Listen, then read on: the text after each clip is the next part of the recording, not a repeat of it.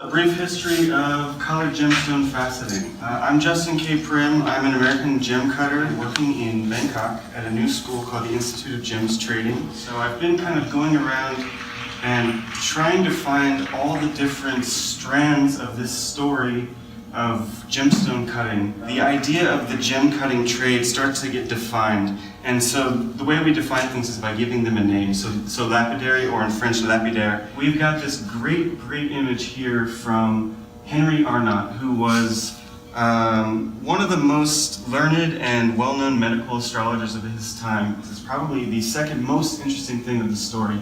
So we've got Rudolph II, that weird guy made of fruit. So that's kind of how we remember Rudolph II. But one of the most important groups that he invites is the Miseroni dynasty from Italy.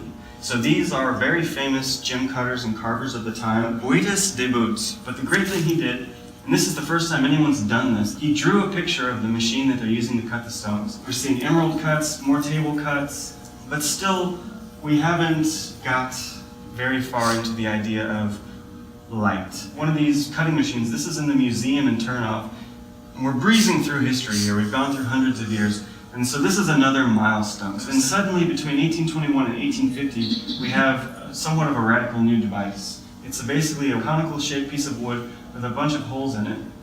So we're still rotating the stone 360 by hand, so only a really skilled craftsperson is going to be able to do this. The periods of jewelry history are starting to move a lot faster. So the cutter would sit in this backwards chair, because again, there's no grit happening here, so he really has to put a lot of body weight into the stone to be able to cut a facet into it. History remembers Gustav Posler, who is a Bohemian garnet cutter. He comes from Turnoff to Idar. They go from this water wheel powered thing to something very similar to what we've seen in London and Paris. So they stick that wooden stick that we saw into the mechanical case.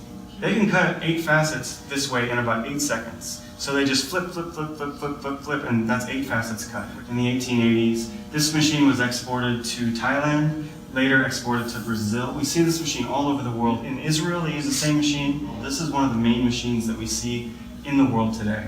The gemstone was like a sacred symbol, you know, it was a symbol of divine radiance. And as we go into the 1800s, and definitely in the 1900s, that completely changes. As soon as the machine gets to America, they're starting to think about it in a totally different way. You know, they really want to create a uniform way of cutting the stones. In the story of cutting, we've come to the pinnacle moment. So Marcel Tolkowski, he releases his treatise on the ideal dimensions of diamonds. And we see some of the other machine companies that started around that time.